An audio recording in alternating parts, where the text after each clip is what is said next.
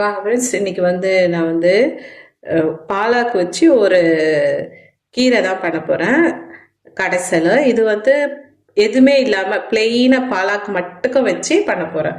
வாங்க அது எப்படி பண்ணுறதுன்னு பார்க்கலாம். நம்ம ஃபஸ்ட்டு வந்து குக்கர் வச்சுருக்கோம். குக்கரில் வந்து நல்ல ஒரு 3 வெங்காயம், ஒரு தக்காளி, நல்ல ஒரு பெரிய தக்காளி ஒன்று போட்டாச்சு.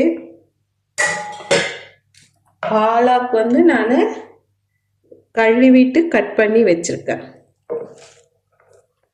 இல்லை ஒரு கட்டு பாலாக்குது. இப்போ வந்து இதில் வந்து பச்சை மிளகாய் நம்ம வந்து போட்டுக்கலாம். இந்த கீரை வந்து நம்ம எப்பவுமே பருப்பு போட்டு கடையுவோம். இது பருப்பு போடாமல் பிளெயினாக கடைச்சோம்னா இன்னும் நல்ல டேஸ்ட்டாக இருக்கும் சாதத்தில் சாப்பிடும் பொழுது. ஏன்னா இது வெறும் கீரை மட்டுக்கும் இருக்குது இல்லைங்களா, ரொம்ப நல்ல உடம்புக்கு நல்லது. இப்போ வந்து இதில் வந்து நான் வந்து இந்த பச்சை மிளகாய் வந்து காரம் இருக்காது, சுத்தமாக காரமே இருக்காது. அதனால நான் வந்து ஒரு 4 போட்டுக்கிறேன். 4 பச்சை மிளகாய் போட்டுட்டு தண்ணி ஊற்றிக்கிறேன். இல்லை கொஞ்சமாக ஊற்றிக்கிறேன், ரொம்ப வேண்டாம் தண்ணி, கொஞ்சமாக. ஏன்னா வெறும் பருப்பெல்லாம் எதுவுமே போடலை, வெறும் கீரை மட்டும்தான் நான் வந்து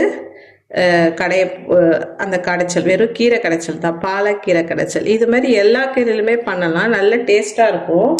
சில டைம் இதில் கொஞ்சமாக புளி போட்டிங்கன்னா அந்த புளிப்பு இருக்கும். நான் அதுக்கு தான் தக்காளி போட்டிருக்கேன். அது இன்னொரு மெத்தட். அது வந்து பருப்பு போட்டு பாலாக்கு இது எல்லாமே போட்டுட்டு இது கூட பருப்பு போட்டு கொஞ்சமாக புளி போட்டோன்னு வச்சுக்கோங்களேன், அதுவும் நல்ல டேஸ்ட்டாக இருக்கும். நல்ல டேஸ்ட்டாக இருக்கும் சாதத்தில் கலந்து. நம்ம புளி போட்டு கடையிறோம் பார்த்தீங்களா கீரை, அதே மாதிரியே இதுவும் நல்ல டேஸ்ட்டாக இருக்கும்.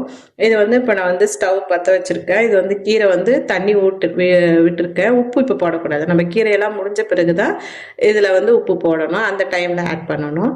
இப்போ வந்து நான் இது மட்டும் இப்போ இது வெந்த பிறகு இதில் வந்து நம்ம என்னென்ன ஆட் பண்ணுறோன்னு பார்க்கலாம். இப்போ வந்து தண்ணி கொஞ்சமாக ஊற்றிருக்கேன். நான் ஊற்றிட்டு மூடி போட போகிறேன். நான் நிறைய பேர் வந்து மூடி யூஸ் பண்ண மாட்டாங்க, மூடி இல்லாமல் தான் கீரை வேக வைக்கணும், மூடி போடாமன்றாங்க. நான் வந்து இந்த கீரைக்கு வந்து ஒரே ஒரு விசில் விட போகிறேன். ஏன்னா டக்குன்னு ஆகிறதுக்கோசரம் தான் இது. ஓகேங்களா, ஒரு விசிலுக்கு மூடி போட்டுக்கிறேன். இது ஏன்னா இந்த மூடி நான் போடுறேன்னா, இப்போ காலையில் நம்ம வந்து வேலைக்கு போகிறோம்னா டக்குன்னு கீரையை போட்டுட்டு நம்ம வந்து அதை வேக வைக்கிற வரைக்கும் வெயிட் பண்ணணும். அதனால வந்து இந்த மாதிரி மூடி போட்டுட்டு ஒரு விசில் விட்டால் போதும். சீக்கிரமாக கீரையை வந்துடும், நம்மளுக்கு வேலையை ஈஸியாக ஆகிடும்.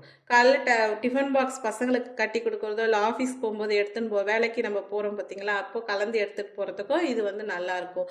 இந்த மெத்தடில் வந்து செய்யும்போது நம்ம வந்து பன்னீர் பாலாக்கு, ஆலு பாலாக்கு இது மாதிரி சாப்பிடுவோம், அதே மாதிரி டேஸ்ட்டில் தான் இருக்கும் இந்த கீரை. நானா வந்து அதில் நம்ம வந்து சேர்க்குற பொருள் எல்லாம் வேறு வேறையாக இருக்கும் இல்லைங்களா, இது வந்து நல்லா இருக்கும், டேஸ்ட்டாக இருக்கும், சாதத்துக்கும் வச்சு சாப்பிட்லாம். அதனால தான் இந்த மாதிரி மெத்தடில் நான் செய்கிறேன்.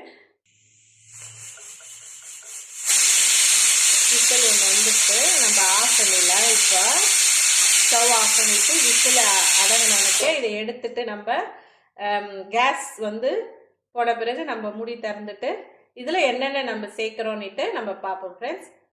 மூடி எடுத்த பிறகு நான் மசிச்சு பார்த்தேன், அந்த கீரை வந்து மசியவே இல்லை. அதனால் நான் என்ன பண்ணேன், அதை கொஞ்சமாக எடுத்து மிக்சியில் போட்டுட்டு தண்ணி இல்லாமல் எடுத்து ஒரே ஒரு சுற்றிட்டு அந்த இந்த கீரை அப்படியே தான் இருந்தது. அதை ஒரே ஒரு சுற்றிட்டு அந்த அதே தண்ணியில் போட்டு நல்லா குக்கரில் கலந்துட்டு இப்போ ஒரு தாளிப்பு கரண்டி வச்சு எண்ணெய் சூடானேன். அதில் வந்து ஒரு 1/2 ஸ்பூன் வந்து கடுகு, ஜீரகம் 1/2 ஸ்பூன் போட்டுட்டு ஒரு 2 காஞ்ச மிளகா, இது வந்து சிக்கன் மசாலா. இந்த சிக்கன் மசாலா போட்டு கலந்து விட்டுட்டு ஸ்டவ் ஆஃப் பண்ணிவிட்டு நம்ம அந்த கீரையில் ஊற்றிட்டு நல்லா கலந்து விட்டுருங்க. இந்த டைமில் தேவையான இப்போ தான் வந்து உப்பு சேர்க்கணும். நம்ம தேவையான அளவு உப்பு சேர்த்து நல்லா கலந்து விட்டுட்டு ஒரு லைட்டாக அந்த பபுள்ஸ் வர்ற மாதிரி கொதிக்குது பார்த்திங்களா, அந்த டைமில் ஸ்டவ் ஆஃப் பண்ணிவிட்டு சுட சுட வெள்ளை சாதத்தில் அந்த கீரை போட்டு நெய் விட்டு கலந்து பசங்களுக்கு கொடுத்து பாருங்கள். பசங்க வந்து மிச்சம் வைக்காமல் சாப்பிடுவாங்க, அவ்வளோ நல்லா டேஸ்ட்டாக இருக்கும். அதே மாதிரியே வந்து ஏன்னா பசங்களுக்கு வந்து கீரை பண்ணி கொடுத்தோம்னா சாப்பிட மாட்டாங்க, இந்த மெத்தடில் செஞ்சு கொடுத்து பாருங்கள், அவங்க சாப்பிடுவாங்க. நம்ம டிஃபன் பாக்ஸுக்கும் இது வச்சு கொடுக்கலாம். இது சப்பாத்தி, பரோட்டா இதுக்கெல்லாம் வச்சு சாப்பிட்னா அவ்வளோ சூப்பராக இருக்கும். ட்ரை பண்ணி பாருங்கள் நீங்களும்.